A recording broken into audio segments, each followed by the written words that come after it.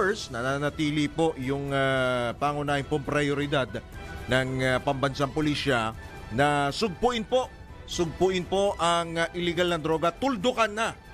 Ayan po yung word, tuldukan, sugpuin na ang illegal na droga at ayan po ay alinsunod na rin po sa direktiba ng kanila pong Commander-in-Chief na si Commander-in-Chief, of course, Pangulong Bongbong Marcos at buong puso po nilang tinutupad po ang utos po na iyan.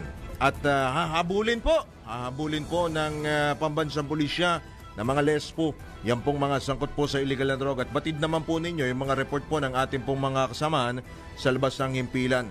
Street pusher, street level po ang kanila pong mga tinutugis, mga pusher. Wala po sa mga big time, patungo naman po sa mga street level pushers. At wala pong sinisino-sino at wala rin po walang takas sa batas.